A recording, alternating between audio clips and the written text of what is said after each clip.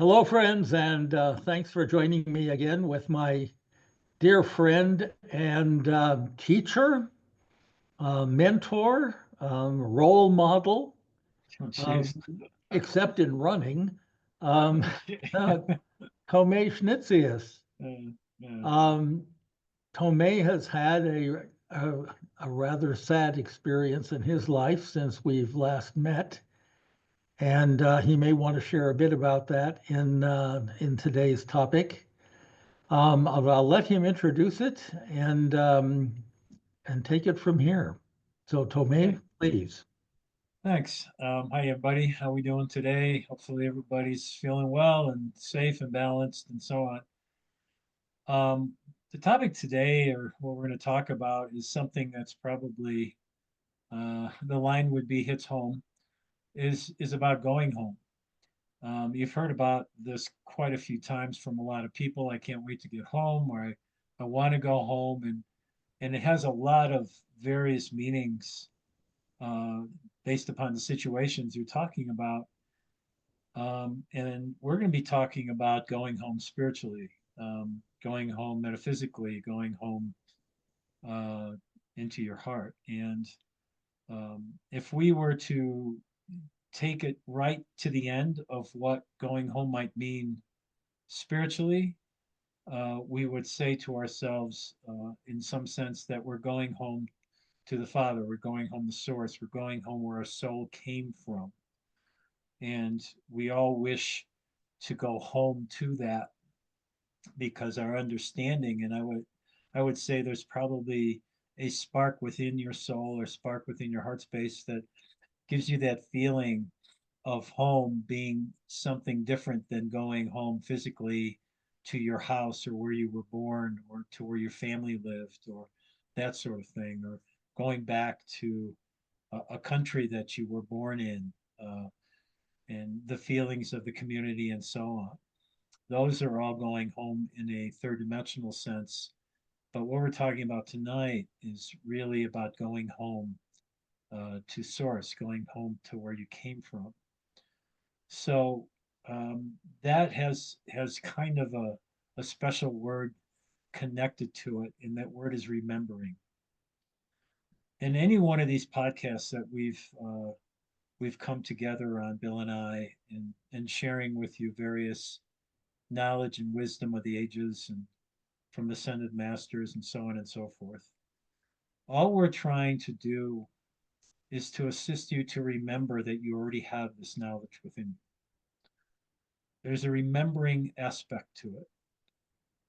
Unfortunately, for most of us, that remembering aspect has been covered up, and we've talked about that we've covered it up with boundaries of ego, of programs, of life strategies, and so on. So to go home in a spiritual sense is a very difficult process because we really don't necessarily have the feeling of that when we're in our ego. It wants to keep us captured in the world that we're in. It wants to keep us captured in judgment.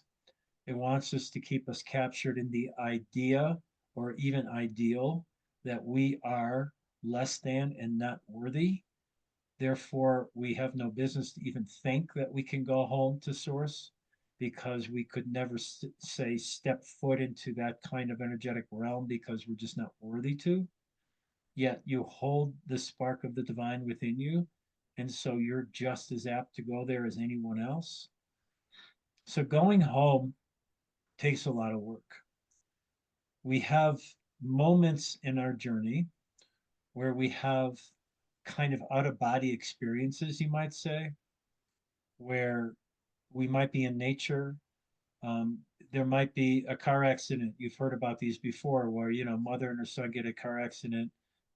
The son has been thrown out of the car. It's under the wheel of a car, possibly, and the mother goes up, goes under the car, and lifts the car up to let the child get out. It's not possible to do that when you're in your rational mind. What I would say to you is that there was an out of body experience that caused the body to become more than what is normally seen, even though it has the capacity to do it. Otherwise, it couldn't have done it in the first place. But there's kind of this out of body experience that happens. And so there is no question that she's going to do it. She just goes and does it, and it happens. Going home is that kind of experience where we go out of body and we're not attached to our physical self anymore. We're more our energetic self, our energetic bodies. We don't go into the dimension or going home kind of place, going into, say, a vortex or a tunnel, as they call it, and going to the light uh, in our body. We are very cognizant and aware of what's going on, but we're very cognizant that we don't have a body. We're just an energetic, call it a bubble, it could be a color, it could be a little sphere, could be any number of things. There's been near-death experience people that have come back and explained to us what they looked like, and as far as they could tell, what others looked like, more of energetic beings, kind of faded in some ways, kind of foggy a little bit, kind of ghost-like, but they're all energetic and they know the energy of the person, so they know who the person is. Going back home, we allow ourselves to go into that state.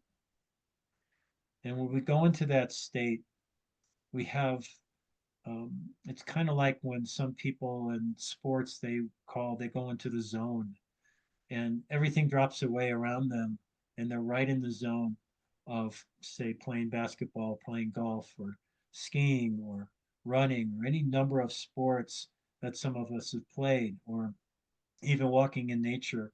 All of a sudden everything just seems to drop away and you're just focused totally in the moment, in the present moment with what's going on, and you're kind of in this zone of just being with the energies that are present.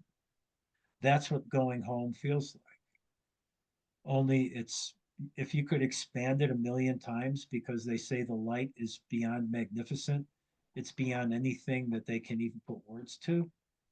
Um, this would be going home. And so my suggestion here is there's probably a little bit of a push in your soul that wants to go back to where you came from. And that little push is trying to wake you up, to allow you to finally recognize and realize what's holding you back. What's holding you back, you created. Nothing did it to you. Your experiences of what you have outside of yourself, the distractions, the challenges that happen, cause us to judge things. And when we do, we surround our soul with a low density energy that doesn't allow it to really expand. And we do that, we create that for ourselves because of the environments we live in. When we awaken to that, we start erasing some of that so that we can open ourselves up to our heart space, open ourselves up to the realization that yes, we do have some kind of capacity to go back to a different place that isn't here. It's somewhere else. Some people are drawn to star systems. Some people are drawn to galaxies. Some people know that maybe that's a possibility that they came from there, but that was only a way station for the soul to stop at and to be a part of that environment before maybe you came down here. And I know this sounds kind of far out and it's very, new age-ish and that sort of thing. But when you start uncovering the truth of who you really are, we've had a podcast on that. And when you start discovering for yourself the feeling and the sensations of who you truly are, which is divine source, which is an opportunity within your own heart space to connect to all things and to feel the energies coming through you from that capacity, then the burden is somewhat lifted from you. You start perceiving things in different ways than you ever have before. They say in these near death experiences, when the people come back, they're never the same again. They change drastically from what they were before to who they are now. They have the realizations that there is way more to all of this than just the everyday living in a third dimensional realm on this planet, in this world. In the channel that Yeshua did not too long ago that we had the podcast in, he talked about um, somewhat of an understanding in the DNA that you all have a spark in the DNA. Everybody has it. And there's kind of a understanding that when I finally open that place up inside me, everything changes. My perspective on all things changes. I still get wrapped up in the world because I'm here, but I don't get wrapped up as easily as I used to. I don't judge as easily as I used to. If I do judge, I turn it around as quickly as I can because it doesn't serve me anymore and it doesn't serve who I'm judging or what I'm judging. There's a difference that takes place. And it's the same for these near death experiences. They come back a different person. They see things clearly and with clarity like they've never seen before. They see the spark in everything. They understand that we're only here for a short time and why not make the most of it? And make the most of it from doing no harm for the best of all. Make the most of it from our heart to do the best they can to serve others in a way that assists them to find themselves too. There's a huge dynamic change that takes place in these near death experiences. Some of us write them off as just, a lot of neurologists will just say, it's just part of the brain that that's causing this to happen. Well, there's a book, Bill. There's another book um, by a neurologist, and I can't think of his name. You might remember it yourself, Bill, but he actually had a near death experience, and they never thought he was coming back because he died several times in the hospital, but somehow he did come back. And when he came back, he was one of the skeptics. And when he came back, he told everybody that it's real. It's totally real. And he actually goes around and does workshops on this now. I can't think of his name offhand. And maybe when I've got the book here, I just have to go find it. Um, so even the skeptics have found a way that if they've gone through the same process, come back and they realize there's way more to what is going on around us on a higher level or energetic dynamic level than just what's going on here. We don't want to believe that because out of fear, if that's the case, then I've wasted my whole life, some people will say. And I will say, no, you haven't wasted your whole life because in 1 second you can change it. You can change it for yourself. You can create an atmosphere and an energetic field around you that welcomes all things and projects all good things. And you can start walking the planet in a way where you serve not only yourself, but you serve others with no harm. Can happen in an instant. All the things that you've done up to that point, you will forgive yourself for those things as you walk through the pain and suffering that you've caused others or other situations. You will feel that and you will walk through it. And through walking through that pain and suffering that you created for others, you will forgive yourself. You will cleanse your body. You'll cleanse your soul. You will cleanse everything. So we can do that here. If we don't do it here, apparently there's other places that we go and it isn't hell.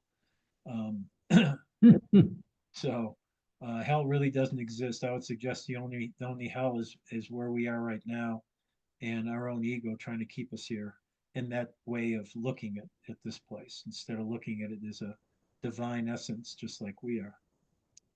That could be another topic, Bill, for another time. um, anyway, um, so going home takes a lot of work.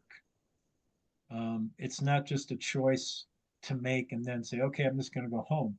um, to be able to feel that sensation inside of you and to be able to project it out, as we've talked on other podcasts, there's some work that has to be done.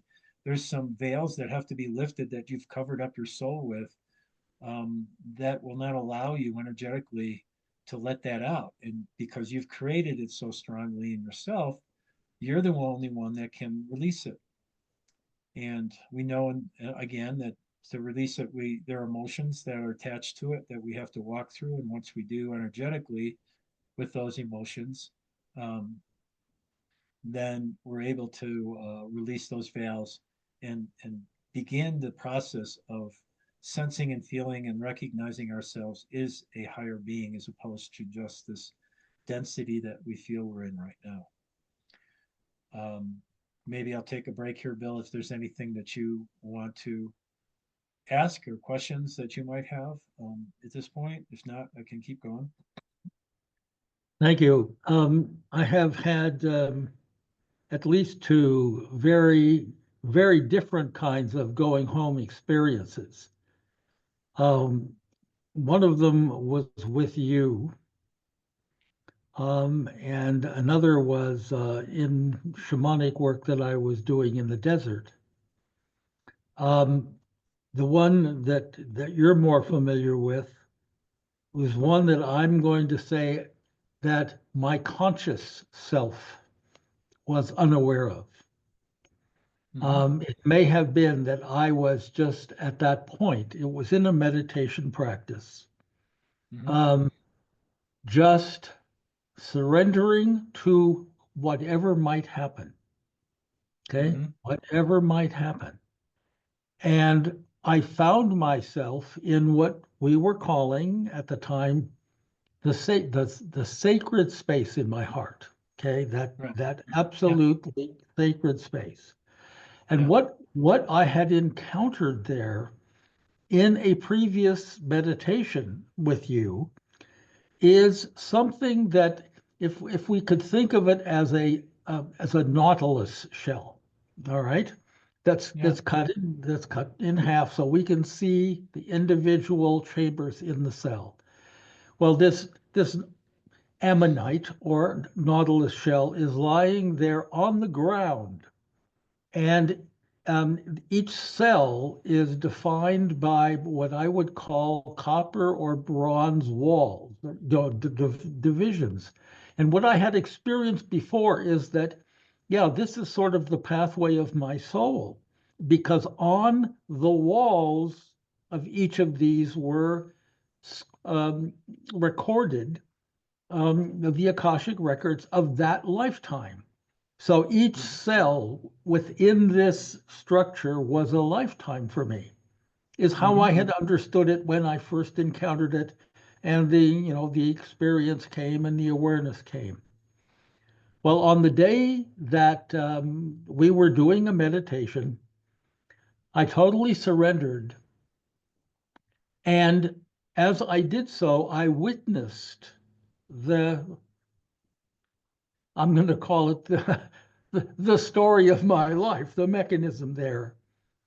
And I got uncontrollably and instantly pulled through it.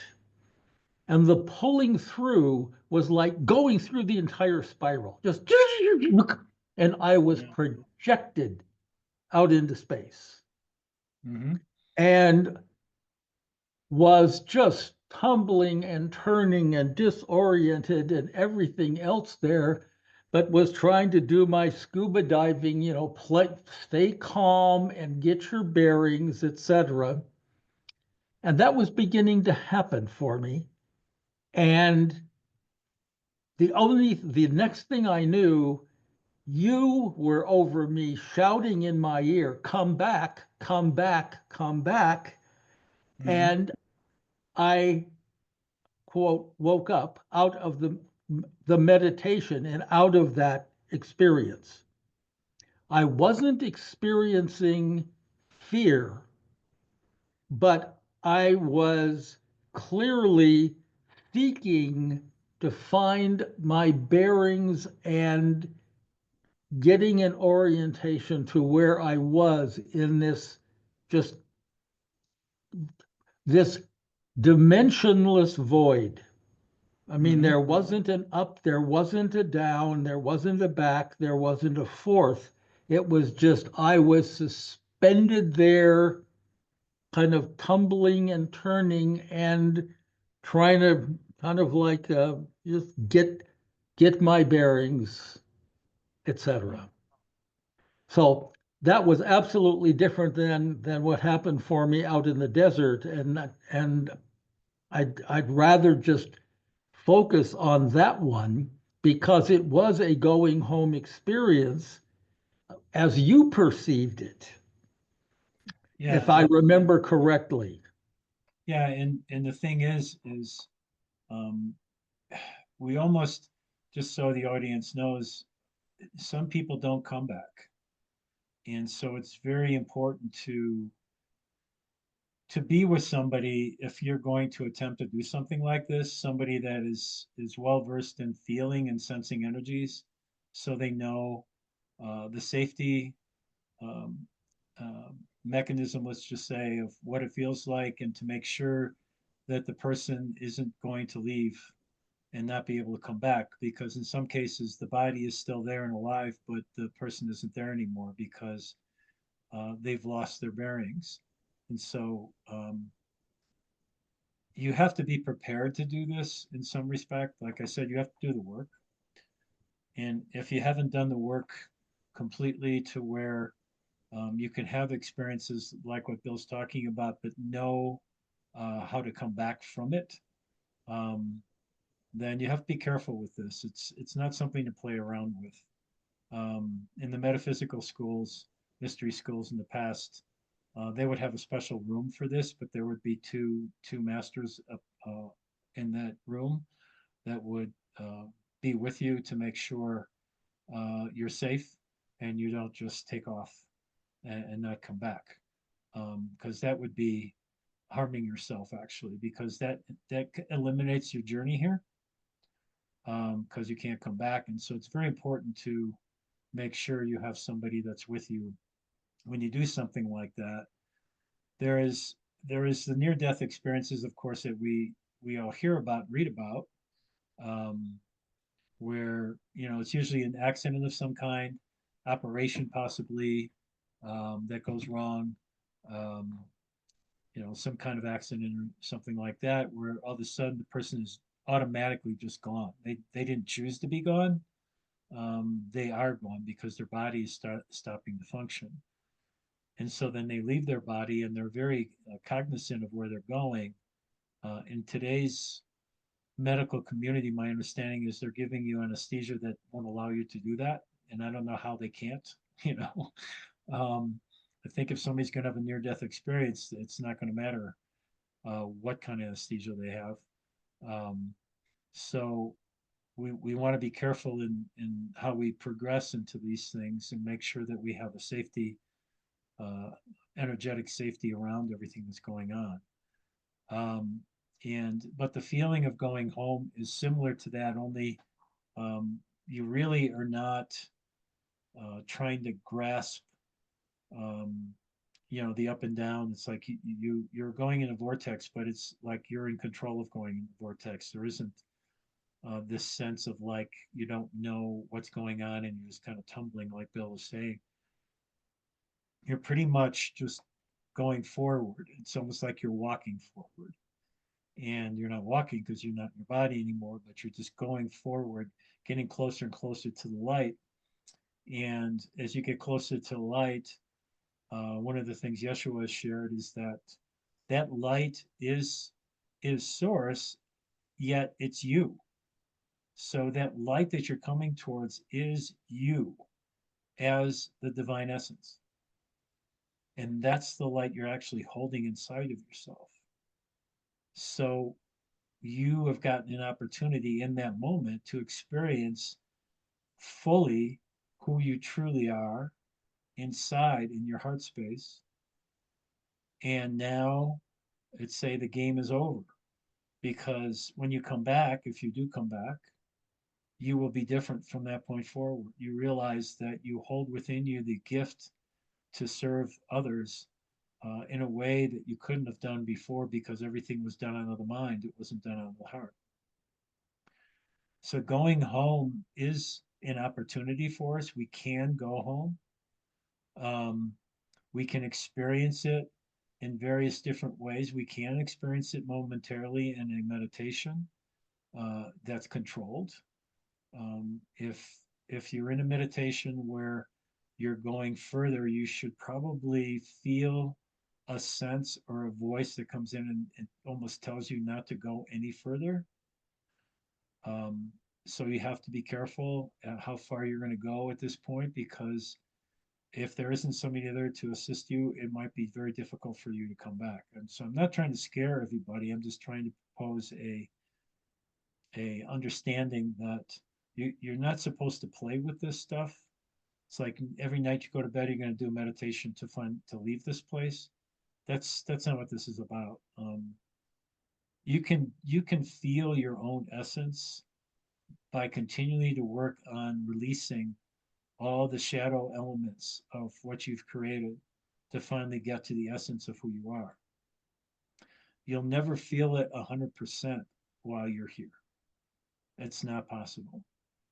You feel it 100% once you leave your body and you go into, it's say, an ascension status, which is more of an energetic status. You're now more energetic body, and now you've become your true essence in an energetic way here.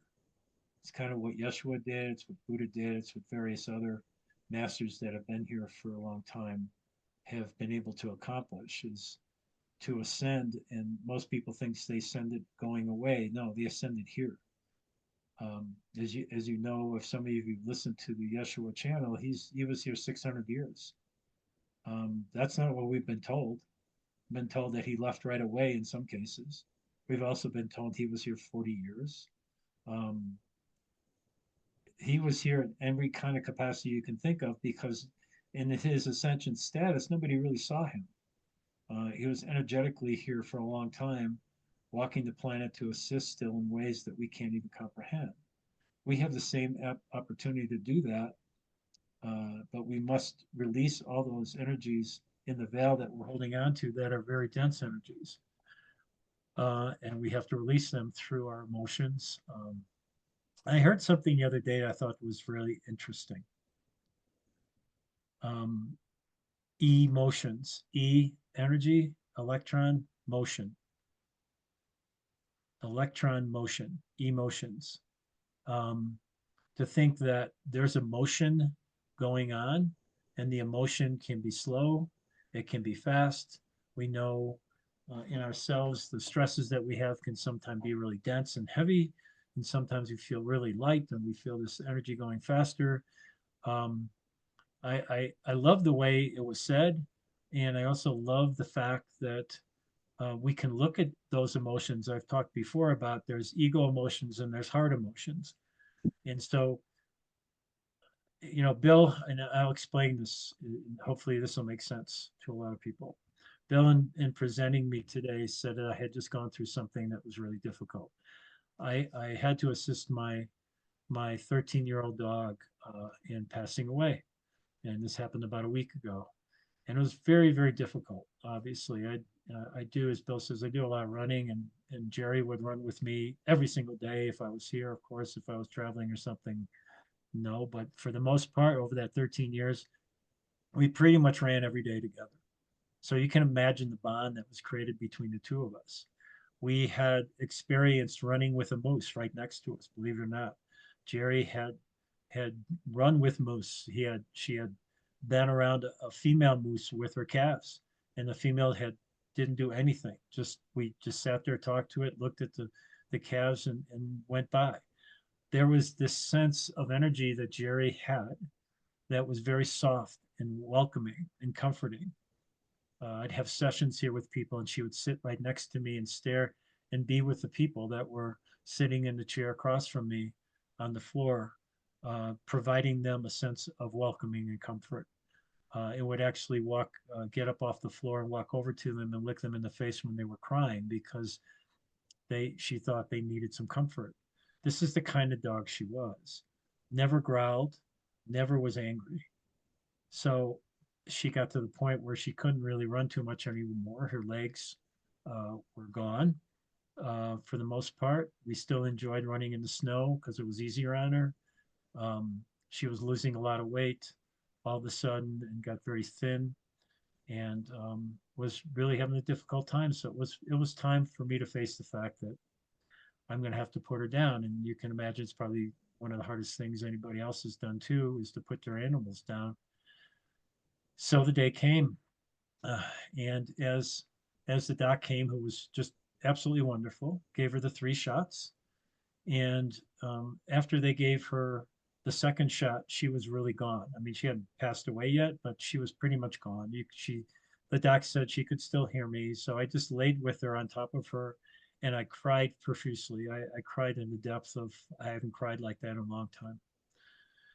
And all I kept saying was, I was so sorry to have let you go. So sorry that I put you to sleep. And I felt guilty. And you would say, well, you felt guilty. It doesn't make sense that you would feel guilty to do something that was so compassionate. But I felt guilty that I put her to sleep.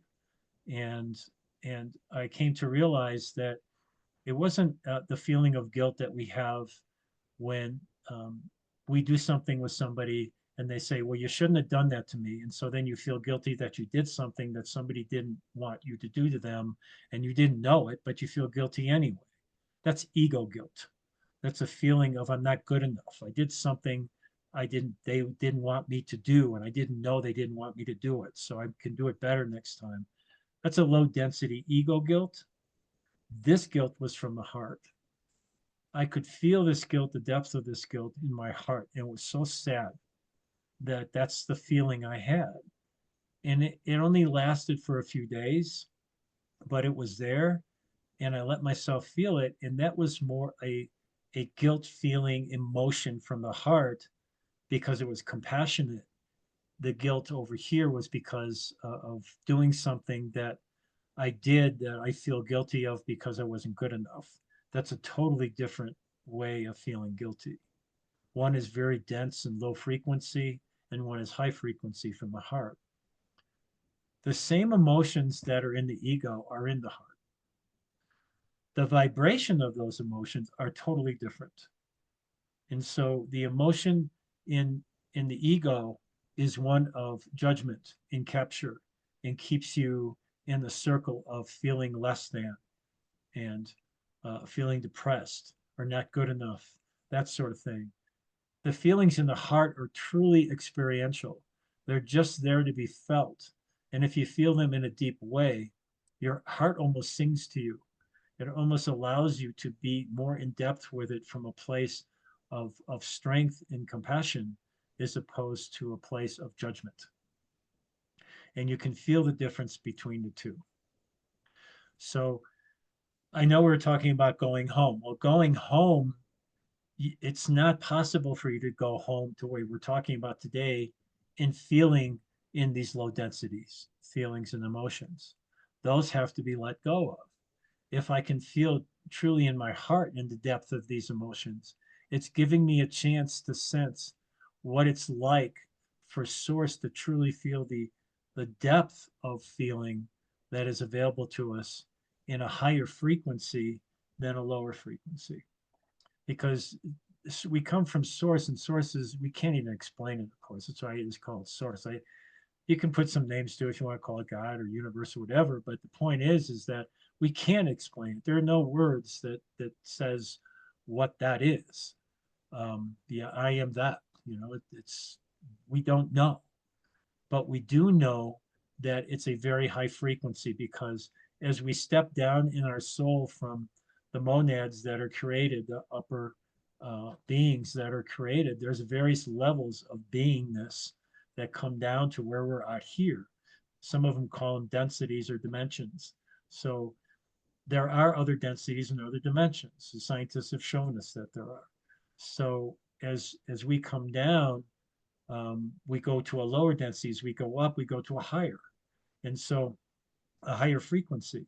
So we know if we were to go home completely, that we would be then encapsulated by source in some respect. I don't know what that would feel like. I can imagine that we couldn't even comprehend it now. We probably couldn't do it. We can't do it in this physical body. It would tear this body apart because the energies are so strong and the vibrations are so strong.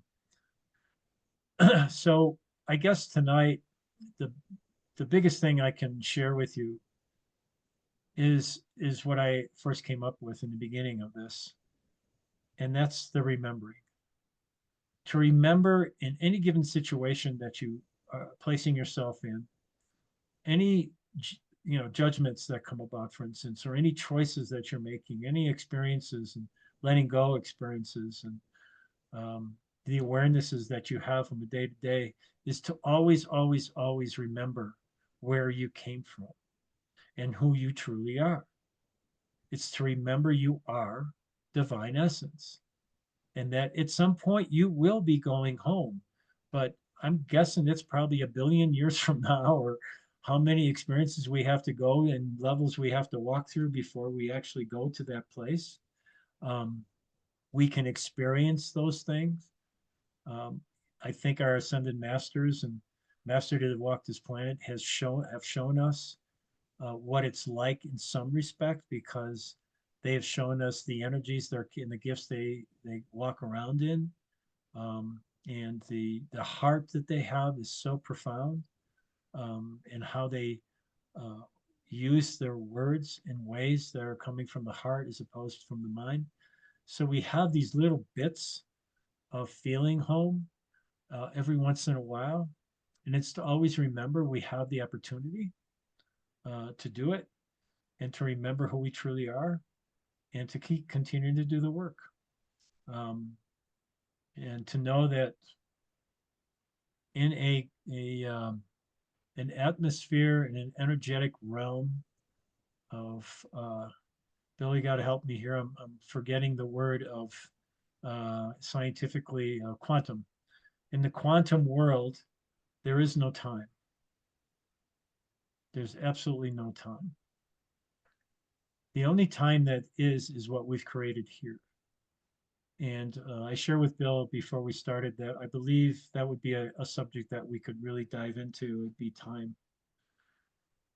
In the other realms, there is no time. It's infinite. Everything is infinite. It's hard for us to comprehend that because we live in such a linear type place. And we created time, and ego created time. And so we'll get into that at another time. Haha.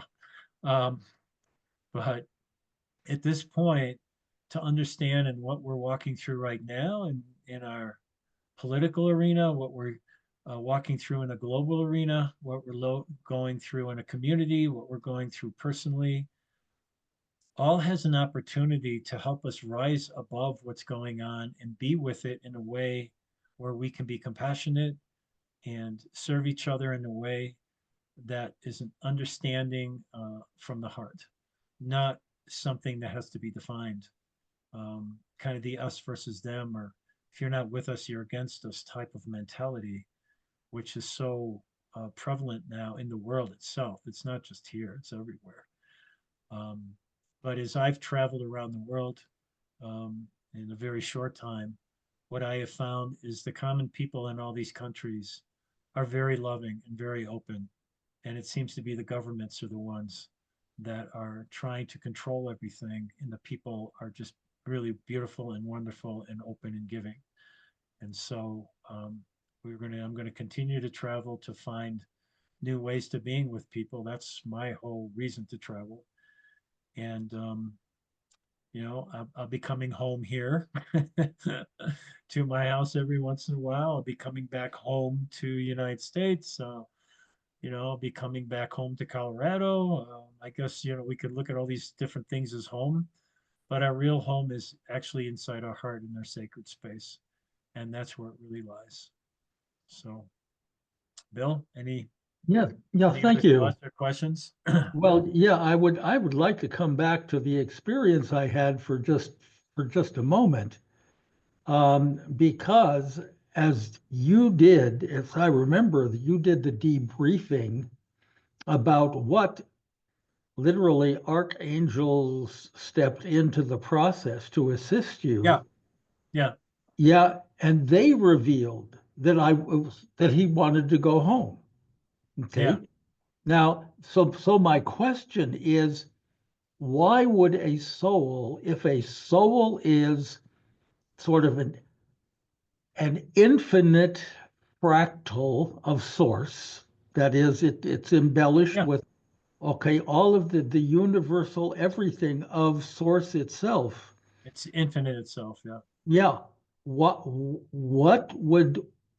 draw it, compel it, induce it to want to go back to its what family of kindred souls? Yeah, yeah. Or I mean, I mean, It's I know we could get into this pretty deep, but Well, That's what I'm wondering here. I mean, I I, think our audience would like to know that too. I mean, since we've, I think, you know, as a human being, um, for instance, when Jerry left, I miss her. You know, I miss getting up every morning and having her jump off the bed and go to the front door and me putting her, you know, her vest on and getting the leash out and getting ready to go and seeing how happy she is and so on. I miss that. I think in that sense, what I miss is that unconditional love that she projected. I miss that feeling of being totally accepted, no matter what. And I think our souls miss that. I think our souls know it's available to us, but we cover it up so well that at some point we miss the truth of unconditional love, not the definition of it, but the truth, which is the feeling, the sensation of being completely 100% accepted just for who you are. We can try all we want to say, I'm an unconditionally loving person. There's always going to be a moment where you're not. I'm sorry. It's just the way it is here. It's not ever going to be 100%. To think that it is, you're just being arrogant. There's no way it's possible. It's impossible. However, there's a part of us that longs for that. And that part of us that longs for it, I believe, knows that it's not here where they're going to find it. It's out there, if you want to say, that they're going to find it. And so there's this sense of, I want to go back to being fully accepted for who I am. And so I believe it's like that. There's that um, that magnetism or that draw to want to have that feeling again of what it's like to be fully accepted. You're right. Inside of us, if divine essence is there, it's already waiting for us to experience. In this environment, though, we get minute times that we get to experience it. If we were to allow it to go to 100%, we're not going to be here. There's no reason to stay anymore because there's no challenges then anymore. The challenges, the distractions, the triggers, all that stuff goes away. There isn't anything anymore because you're already fully accepted. You don't care about all that stuff. Ego's gone and you're gone. There's no reason to stay here anymore. But there's this sense as a human being that we know there's this longing to be accepted fully for who we are. And there's only one place we're going to feel that. And that's where we came from. And along the way, we might feel it. I'd almost suggest, though, and Yeshua right now is telling me you're right, that even when you get to the next dimension up and one after that and one after that, there's still this longing to keep going because there's more of a feeling of acceptance and then more of a feeling. I guess it's just that pull that keeps pulling us up higher and higher to that sense of this is finally, you know, we've reached the mountaintop, for instance, now, you know, everybody gets there a different way, but we all get there, you know, and nobody can, you know, not Carl Jung, but I can't think of his name either. The great, think of it later. Anyway, he would say that you know, we all have the same journey to get there, but our path is different. Nobody can take the same path. You know, we know in the story about the knights in the round table that each one of the knights went into the forest to try and find the grail, but you couldn't go into on the trail that one knight went. You had to find your own path. You had to find your own experience of what the grail might mean to you. And so every person that is going to get to the mountaintop is going to have their own path. And that's why everybody's unique unto themselves as well as their soul. So their way to go back and the way to go home is going to be different for each person. And they're going to have a different feeling, a different sensation of being totally accepted. That's what makes it so unique and so beautiful, actually, at the same time. So, again, to answer your question, I believe there's just this sense, this longing that we have that we get every once in a while. You know, we have that one relationship in that one moment that says, yeah, I love you so much. Thank you for, I'm so much gratitude for you being in my life. And you can feel that, you know, you're feeling in that moment, you're feeling accepted fully for who you are because nothing else is going on. So in that one moment, it's captured. But as soon as you know, take your shoes off and are all full of water and you're walking on somebody's floor, all of a sudden, well, yeah, but don't walk on the floor with your wet shoes. You know, it's like all of a sudden you're not accepted now. You just were a moment ago, and now because you're walking on the floor with wet shoes, you're not accepted to walk on the floor. That's just, this is like, there's the total, you know, dynamic of one and the other. But we had the one moment, so we long for that one moment again, you know.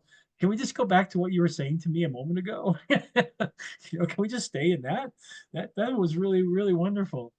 Um, and so that longing, we have moments in our life. Every one of us has moments in our life where there's this moment where you're like, wow, for me, um, in various relationships, it happened. Yeah, it definitely happened. In some of our relationships, it happens more than not. When you have a relationship with a pet that you really do bond with, and for me it was Jerry, it happens every day, every single day. I mean, you could have had the worst day in the world. You walk in the door and they're wagging their tail and smiling at you and looking at, come on, let's go. You got to feed me first though. And, you know, it's just like, it's just total acceptance. I think pets, especially dogs, maybe cats. Some people say cats are a little bit more finicky and they own the house instead. Um, but it's like they're sources gifts to us to recognize what we hold inside ourselves and what we can give out, but also receive. And coming this way, I get emotional about it right now. Coming this way, oof, it's just pure. It's so pure from those animals if you treat them obviously with dignity and authenticity. The energy coming to you is so pure. And it's like it's the closest thing I believe that we can find um, to our own spark inside of us, you know, and what we can long for to go home. Thank you for that. And thank you for reminding us of the qualities that these animals have. Yeah. Um, we have 3 dogs, Yeah. and Good. and they really, their owners, as it were, are my daughter and her husband, and they're with them just all the time in the house, in the basement, etc., where they live in my house. But every time I walk in, it's Yeah. like the Yeah. herd comes Yeah. after me and the Yeah. tails wag. And I mean, Yeah. everybody wants attention and wants to offer it. Yeah. Okay? Yeah. I mean, absolutely unconditional. Yeah.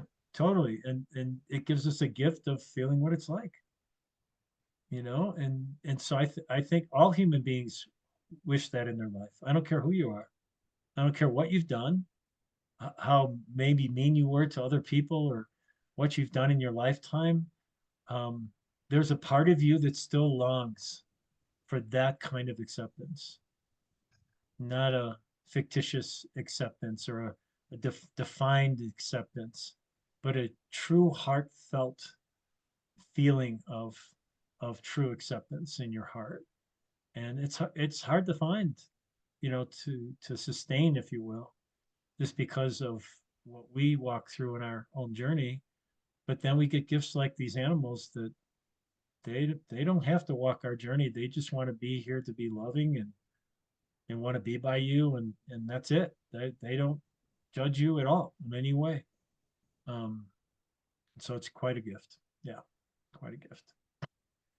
Well, I'll close this with a very brief experience I had in the desert, Mhm. where I was really struggling with the issue of never feeling at home here.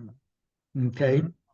Mhm. No matter sort of where I lived or where I went to, etc., nothing ever felt right, and nothing ever felt like that I belonged there, that whatever. And the deep work that I did there made me realize that home is in my heart. I Mhm. mean, I am always home. Mhm. Okay. The essence of who I am, what my soul is, um, lives there, is there. Mhm. And every day is an opportunity to go there, resonate there, with what is there, um, surrender to the love that's there for us. Okay.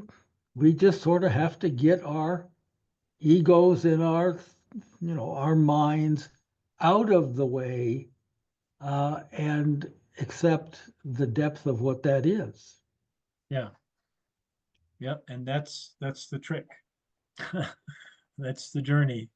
Um, that's the journey that most mystery schools had their initiates on.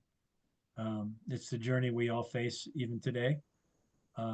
Is, who are we? How do we get there? And this simple process is you just go into your heart. Well, to get into your heart, there's a lot of letting go uh, of what it is that you think you are. We've talked about it in past podcasts about dying into yourself and letting go. There was a phrase that came up not too long ago that I heard was like, when are you going to retire? And it wasn't retire as we think of it. It was, when are you going to retire the old self and then go into the new self? And so Aha. there's this like, okay, we're gonna go retire that guy, whoever that is, and put him back on the shelf, and just, we can go back and dress up again like him if we want to, but it's time to, create a different self that not the old self is, and so retire it. So I thought that was kind of an interesting way of looking at things in a different way than it is in the third dimensional sense. Um, and so that's the work. We talk about the work all the time, and the work never ends per se. But what does end is the lower frequency densities that you're holding on to are leaving, and higher stuff is coming in. So you're able to function at a much higher level. And I would just say there's probably more joy, more happiness, more compassion, more depth of feeling, um, more clarity, more gratitude. Those are just a few words that come to me that show up when we allow ourselves to really feel the authenticity and the truth of who we really are, and let our souls and hearts shine. So I wish you all that, actually. Hopefully you all find that. And hopefully these podcasts will help you at least entertain the fact that you can look at things different ways and take some of the information in to allow yourself to become some of it so you can see where it can take you. Because it's going to take you different places that it took me, but it's all the same. We're all going to get to the top of the mountain. We just all have different paths, and that's okay. Well, on that, there's nothing to add. Thank you, Yeah. except my gratitude once again for sharing so much of your deep and profound self with us. It's an honor. And maybe what I'll do is entice the audience by saying I think I've just discovered a new topic for for us to discuss with Tomei, and uh, that is the self. oh, okay. What is the self? Who is the self? Maybe a mixture of those two things. Yeah. Uh, Not necessarily in our next conversation, but coming coming Coming to a theater coming near up you. soon. Yes, coming to a screen near you. Yeah. We're sure to take that one on. Thank you Cool. for being with us. Thank you, Tomei, once Yep. again. You're And welcome. see you, as we say, down the road. And we'll have Yeah. a next very stimulating experience Yeah. soon. Thank you. Okay. See you guys. Bye. Bye.